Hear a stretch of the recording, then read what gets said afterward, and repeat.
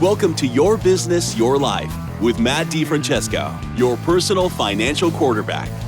Whether you've had years of success in your business or are just starting out, DiFrancesco Virtual Family Office can help you create a vision for your business, life, and family and guide you toward the fulfillment of that goal. As they say, you can't choose your family, but you can choose your virtual family office. Now, on to the show. Hello and welcome to Your Business, Your Life with Matt DiFrancesco. Good morning, Matt. How are you? I'm just fantastic, and I am once again excited because we are going to continue our conversation that we had on the last podcast with three rock star women in business. Yeah, I am so thankful that they are doing a second part. That first part was amazing and just packed full of great information, great thought leadership. For them to come back and spend time with us again, what a blessing that is. So thank you so much for joining us again. Well, very much so. It is a blessing. So if you missed the previous podcast, you can feel free. I'm going to give just some brief bios on each of my guests. So the first one's Amy Bradley. She's the president and CEO of our local Chamber of Commerce here in Johnstown, Pennsylvania. I have Beth Walker, who is a financial advisor and also the founder of the Center for College Solutions, which she helps families to make college education affordable. And I've got Britt Schroeder, who is a franchise consultant with FranChoice. She provides free franchising consulting services to individuals who are looking to get into franchises. So, ladies, I want to welcome you back. Thanks. Good to be here. Thank you. No problem. No problem. So we've been talking a lot about just kind of some of the motivation, some of the statistics with women in business. And I talked about a study that I was looking at from the Small Business Trends Alliance. And one of the things that they talked about there is that the trend that they're seeing, especially with women business owners, is that they tend to be younger than their male counterparts, with 50% of them being in Gen X compared to 44% overall of business owners. Only 36% are boomers. Now, I think all of us are kind of on that borderline between Gen X and boomers. So what I wanted to ask Amy, Britt and Beth, you can jump in as you see fit. What are the trends that you're seeing and why do you think this is? I am seeing a mix. So one of our new members is a young woman who opened Sandy John's Boutique, a small boutique in the Ebensburg area. And she is younger generation and, just motivated by passion again for what she does and what she sells. But I also am seeing some older folks, take a chance as well. The bougie hair care that I mentioned, and then taco shells, which is a new taco business, are both, probably Gen X or maybe even boomer owners. So a little bit of a mix, but nice to see the younger generations take the chance as well. I had mentioned on the last podcast, we have two video production companies. Actually, we've had three join us in the past year. And two of those are young couples who've just decided that, this was something they were doing, something they have a passion for, and they wanted to try it on their own. Oh, that's exciting. So, Britt or Beth, you got anything you want to add to that? I'll jump in. This is Britt. When I started as a consultant 20 years ago, and I think back, you're absolutely right. There were very few young women that were raising their hand to look at entrepreneurship. And I think it's because historically, we have always been raised and trained to focus more on security versus opportunity. And I think we're wising up. I think that the playing field is becoming more level, realizing we can have both. The other thing that I have been noticing now that I do have more young women entrepreneurs stepping up, I think it has a lot to do with many young women are delaying having babies or children. Many are not getting married at all. So you have an open slate in front of you. You aren't just expected to get married and have children. You can think about how you want to live your years out and go after it with much more control and force than even 20 years ago. Yeah, and Beth, I know you had mentioned in the previous episode about you're now mentoring a young woman to be your succession plan. Are you seeing similar trends in the financial service industry? Well, it's very interesting. And I think our industry reflects society from a technology adoption perspective. I think we're seeing a real divide between the digital economy and the analog economy. And the financial services industry has been admittedly slower. It's very fragmented. There's a lot of stakeholders that have liked to keep, the technology at bay, but the world is passing the industry by. And I think with the technology adoption, it's a natural for the younger folks who are digital natives to gravitate toward the industry. So I think we're going to have a very interesting world where the average advisor is nearing 60 years old, and the people that are going to jump in with both feet and take it on are going to be in their 20s. And there's not going to be a lot in between. So it's a fascinating time to be in the financial services industry. That's for sure. I did a series just recently on the lessons I've learned in 7 years of working virtually. And back when I started this, people thought I was crazy. And now all of a sudden in COVID world, everybody has to learn how to work virtually. And so you're right, things are changing. And especially in our industry, I think we have been very backward as far as from a technology standpoint. And we're starting to embrace that. And hopefully that will encourage younger people to get on board, and especially women, because, like we talked about in the earlier episode, I think they bring a unique skill set. So, and that's one thing I wanted to touch on a little bit here, because, as a society, I think we hate to admit it, but women bring some unique characteristics and skill sets to the business world that men don't have. And so I'll kind of throw this out to whoever wants to start. What do you see as some of the advantages women business owners have over men, especially in male-dominated industries? When you think about the challenge with any business and starting something from scratch, particularly, the biggest challenge is, how am I going to gain market share? How am I going to get my disproportionate piece of the pie? And especially with male-dominated businesses, one way to stand out is for a woman to step into that space. And so it gives them a platform to simply be different, to begin to build the awareness around their product or services that they're offering. So I am a huge fan of helping women move into businesses, automotive, maybe stuff that would be considered dirty service type businesses, janitorial or junk removal or tree removal. Because of the unique skill sets brought to the table, it allows them to shine.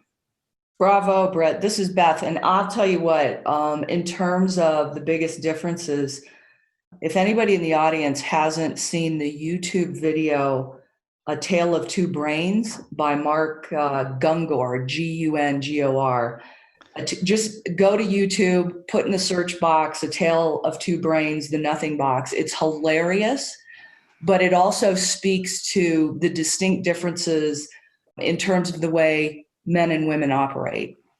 And I think women, in terms of solving problems for people that are willing to pay them for that, the way that their brains connect to everything is really a superpower.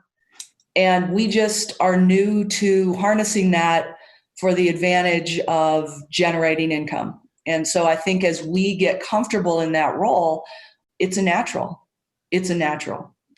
Yeah, I also think about the relationship aspect of things, working for a woman. Certainly not all women are nurturing and great relationship builders, but many women are. And, that often makes for a more harmonious workplace. Yeah, it's interesting because I specialize in working with independent family-owned businesses in the automotive industry. It's predominantly collision shops and automotive repair. And I was in preparing for this, I started doing a little bit of research, and I found only 10% of collision shops are being owned by women, and less even in automotive repair. But as I was doing this research, I came across this woman who's in Philadelphia who was just tired of being taken advantage of at garages. And so she went to auto mechanic school, learned how to be a mechanic, started her own garage, started opening numerous garages. And now she actually has a school to teach women how to be auto mechanics. And it was almost to fulfill a role where she felt that that women were being taken advantage of because, well, they don't know about cars. So we can do whatever we want and charge whatever we want. And it just kind of pissed her off, basically. So I thought that was really just kind of fascinating how she saw an opportunity out there.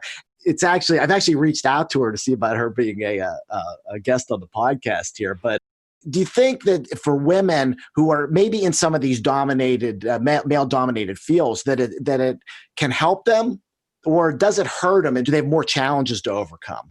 I would like to mention, I work with a lot of automobile repair franchises. And it's key to know you don't have to know how to fix an engine to run a good automotive shop.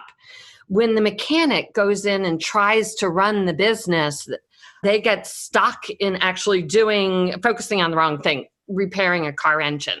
They don't focus on building the business. And so women need to realize, and really everyone needs to realize, I can move into a space where there's a need and not have to know the product or service. That's what the franchisor is there for, to give me those skill sets to help with hiring, et cetera.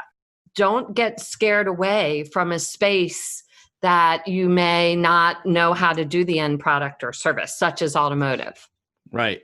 Oh yeah, and I think I think and we've touched on this with even in the financial service industry, where again male dominated, but I think women are gaining more traction. And I think again it's what we talked about earlier, the skill set. I think in many ways women have better skill sets than men.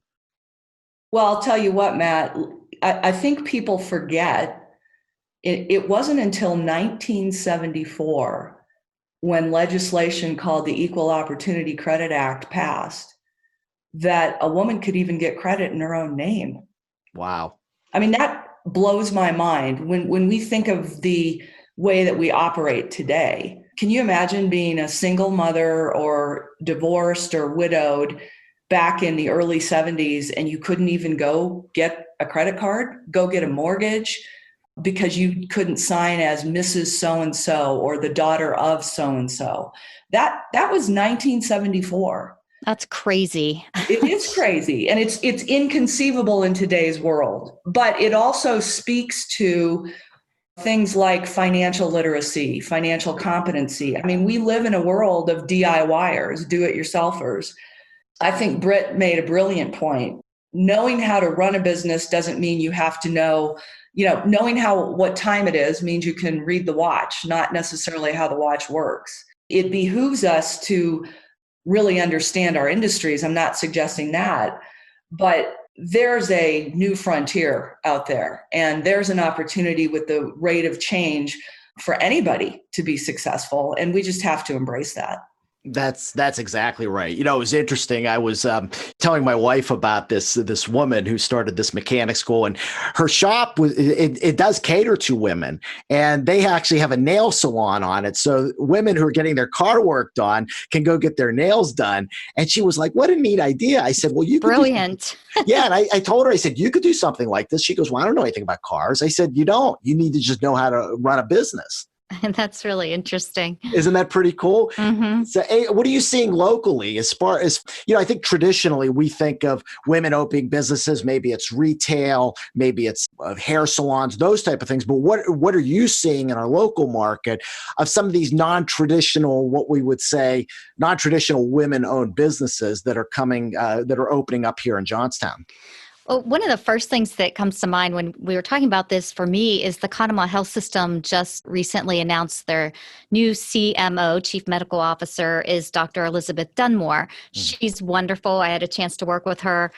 She replaced another woman, Dr. Susan Williams. So, here's two women that have led this health system. That certainly I don't think would have happened in the 70s or, maybe even in the 80s or the 90s. So, and they both have done an excellent job.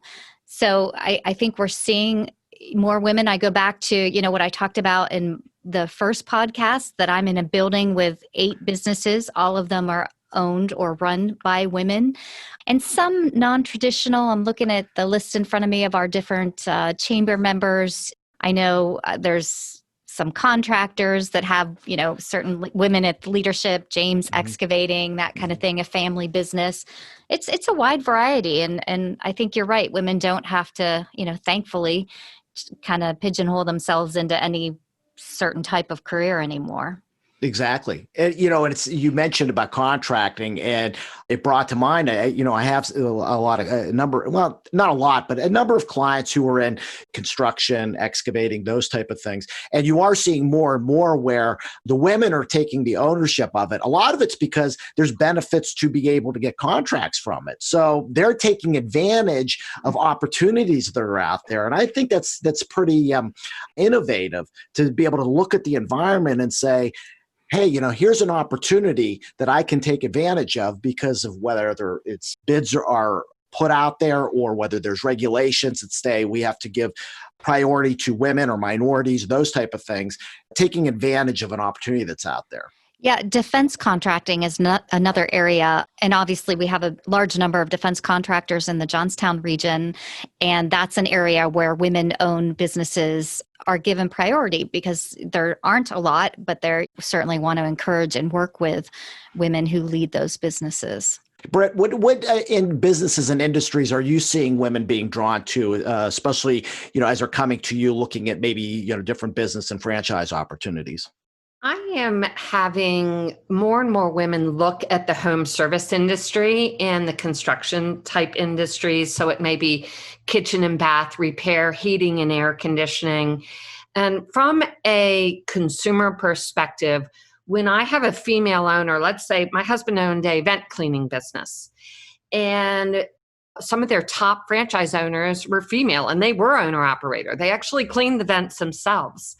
And when you have expect someone to come clean your vent, they come to your home or your place of business and a woman walks in, there's this sense of comfort. It's easier to let your guard down.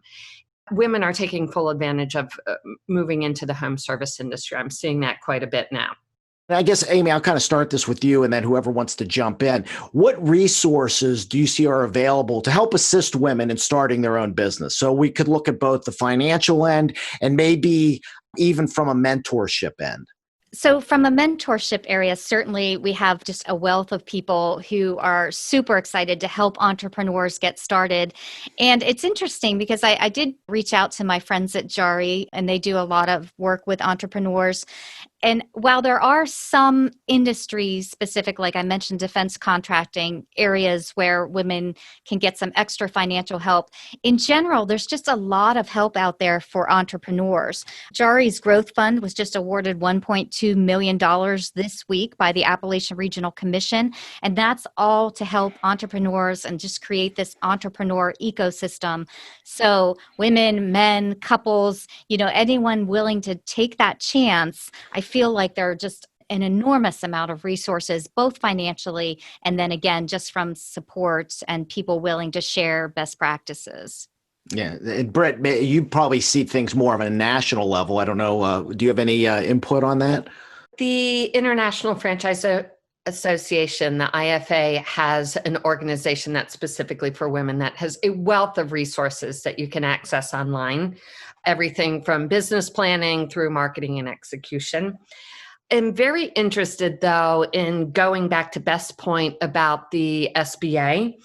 In the Small Business Administration, there is still a divergence in the average amount of loans given to a female versus a male. The average loan from the SBA right now for a male is in the 700,000s. For a female, it's 500,000.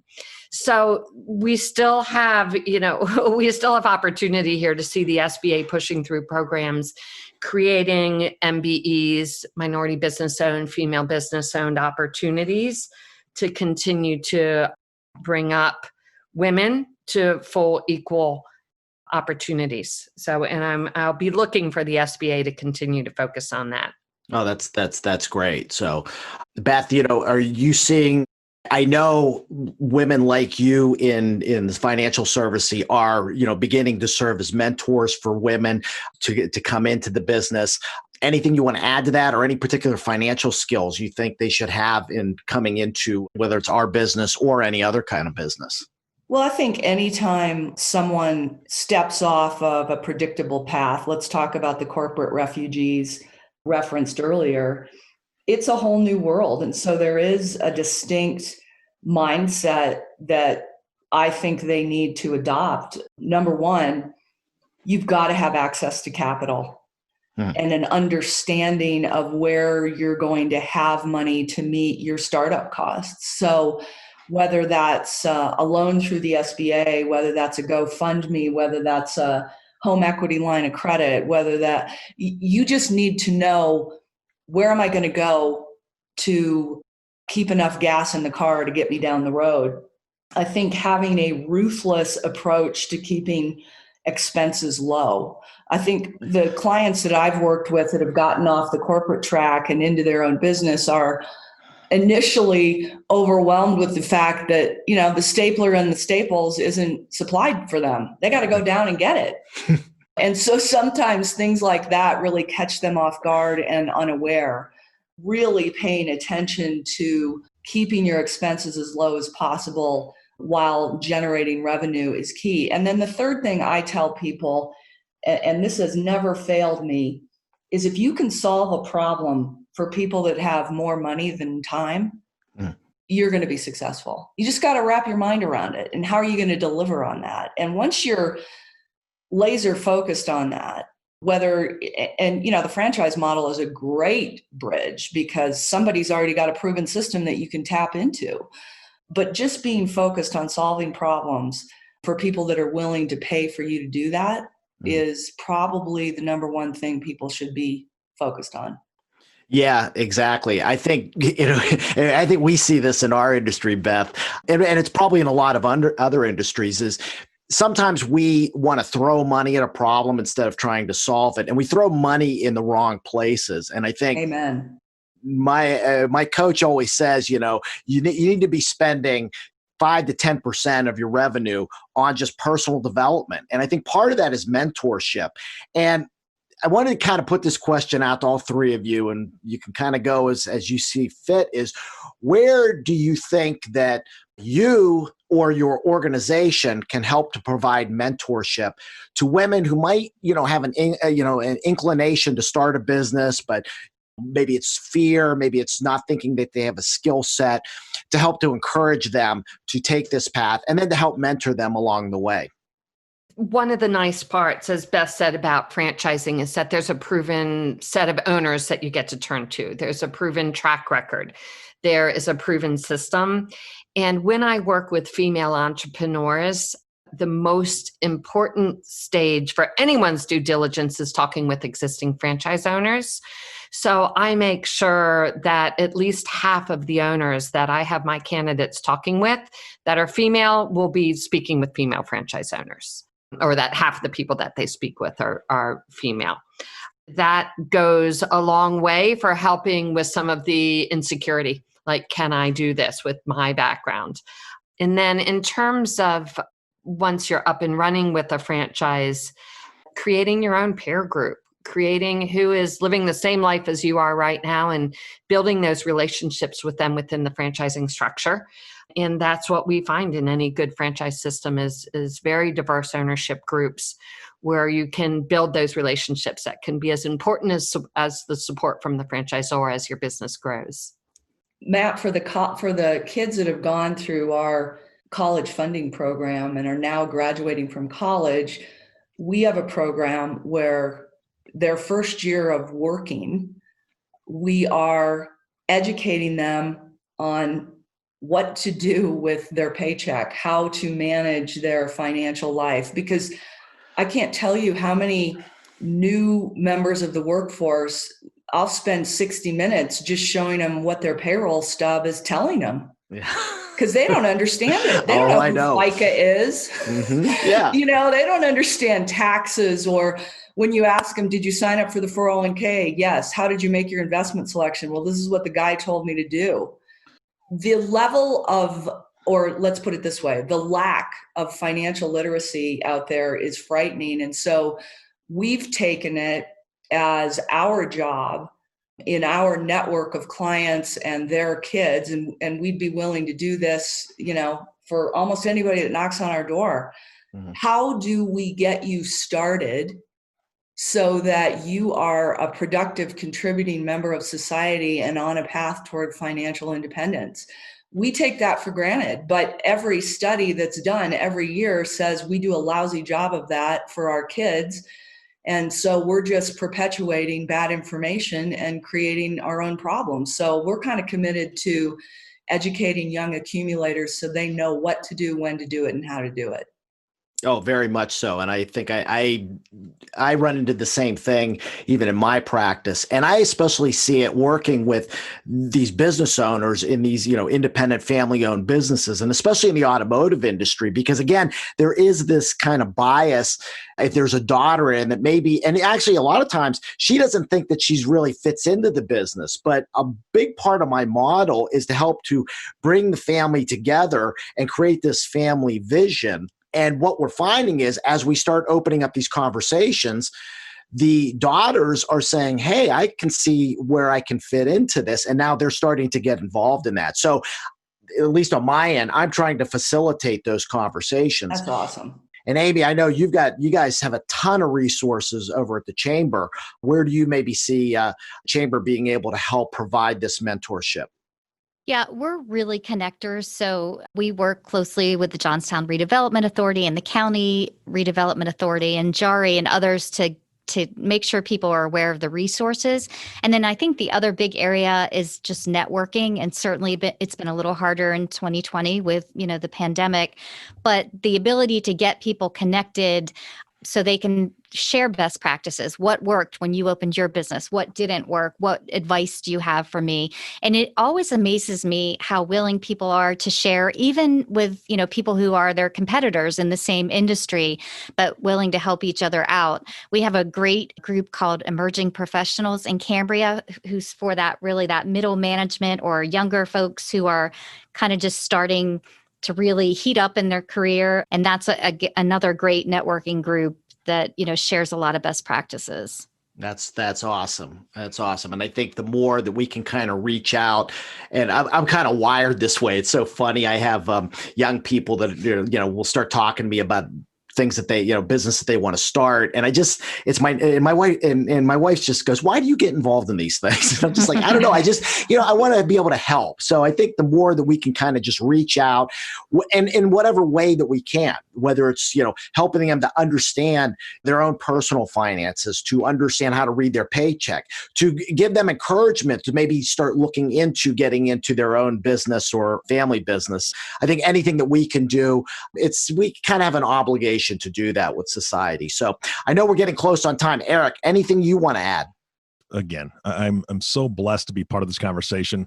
Ladies, just a small snippet about me and a follow-up question. I have a daughter who's 21 years old, and as a father, I've been concerned, right, about her ability, not her abilities, but the fairness. When she wants to enter the workforce, what's that going to look like? If she wants to start her own business, what is that going to look like? But she is all about taking the opportunities that are given her. And as she's actually hopefully going to be a homeowner within the next 6 to 8 months, let me ask you this. When you were getting into business, when you were starting your careers, how much of it was opportunities that you found or opportunities versus opportunities you created? So I was a journalism major and a volleyball player at the University of Kansas. And when I was riding home in the van from the Big 8 championship, this is how old I am, it was the Big 8 back then, it dawned on me that I didn't know what I was going to do come May. So I went to the Career Center to start interviews. And my first set of interviews were an epic fail. I had no idea what I was doing. I was unprepared. It was terrible. But they had a lot of resources that I plugged into.